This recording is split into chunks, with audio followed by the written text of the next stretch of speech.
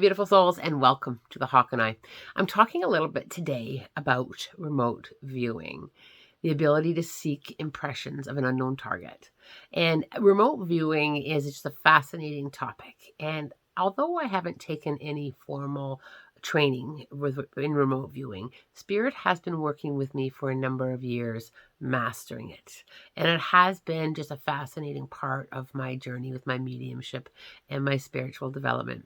Now, the remote viewing for me started several years ago during my one-on-one sessions. What was happening was Spirit was taking me on little adventures during a reading. They would take me to somebody's home. I was able to give descriptions of what I was seeing, and it was like I'm literally walking through your home. I can see pictures on the walls. I can see items from deceased loved ones, and I see it like I'm there. And this has been a very slow growth for me. It has been step by step. I just simply trust and allow. And my intuition does tap into that. And my ability to tap into my spiritual connection within the dead people realms has just been fascinating work. And it has been gaining some momentum over the last 2 years. The remote viewing has been developing even further.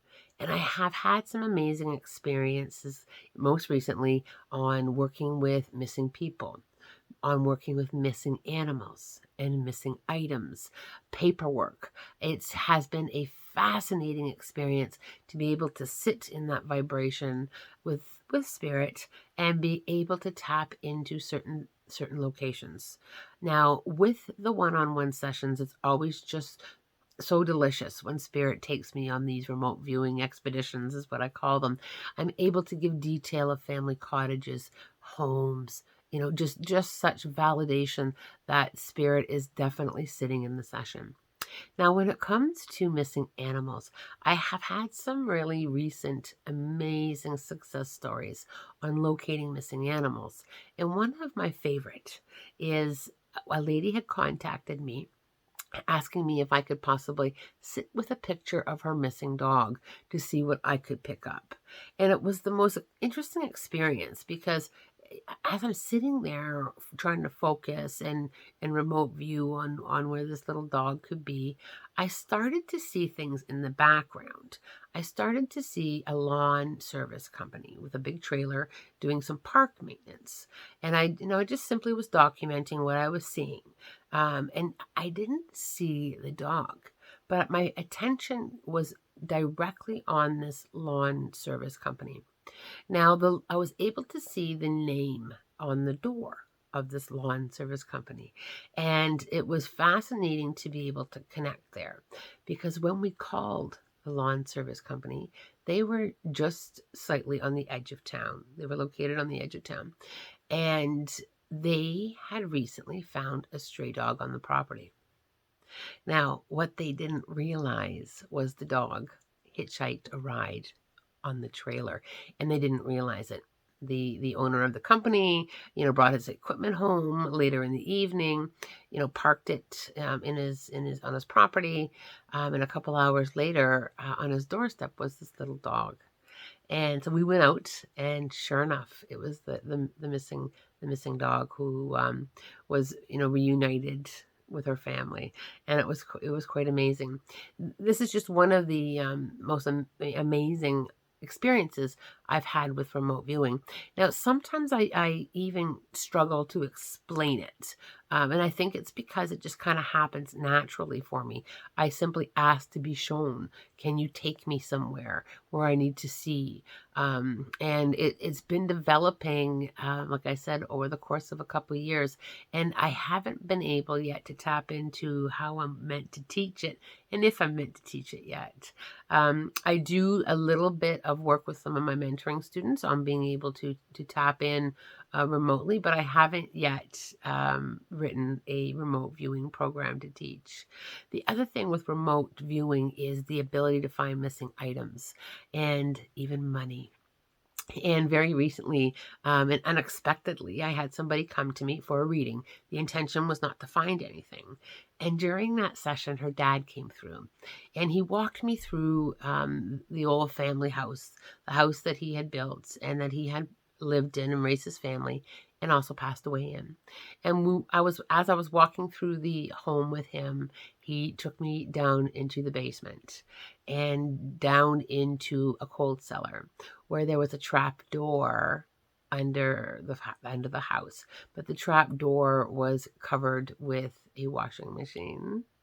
And he moved the washing machine for me. And in the trap door was a little bit of money and some jewelry that had been tucked away in there. And, at first seeing that and the response with the client was like, oh, I don't know about that. My dad never had any money. And during the session, he had explained to her that over the years, he had been tucking away a little bit of money. And it was just absolutely fascinating to be able to see how well hidden it was. And it was also amazing to get that phone call. Lana, you were 100%. What he showed you was accurate. It's a little bit of family jewelry and a little stash of money that he'd been tucking away. The other thing that's profound with remote viewing is quite often what comes up is I'm able to see missing paperwork. Quite often, people aren't able to locate a will, or they're not able to locate the name of a lawyer that may have been able to handle something, that lawyer that was handling someone's will. And I have been able to channel the name. I've been able to kind of flip through my remote phone book, if you will, and I have had some success. I have had, some great learning as well. And I'm always great with the learning, and I always tell people this is what I'm seeing. And it's kind of up to us now to put the rest of the pieces together. And it's just a fascinating adventure with the remote viewing skills that Spirit has been working with me on over the years. Missing people. I have had 3 successful remote viewing episodes where I've been able to give approximate locations of where to find somebody. I'm not quite sure, where this is going to take me. Little by little, this has been developing, and it's just been a fascinating journey. And like always with Spirit, I'm always open to learn, open heart, open mind, and staying in that vibration, just amazing things and amazing gifts kind of unfold, and as they're meant to. And I'm always grateful with that with Spirit. I'm always okay that things develop as they're meant to. Spirit will never give me more than what I'm ready to handle. And that is one thing that I have learned. Because sometimes I say, I want more. And Spirit will say, oh, not yet. Not yet. You're not quite there yet. Stay in the momentum of learning and taking it all in. I hope you enjoyed this little video on the remote viewing experiences and a couple stories on the adventures that I have been on with the remote viewing. I am wishing you love, light, blessings, and a spirit-guided day.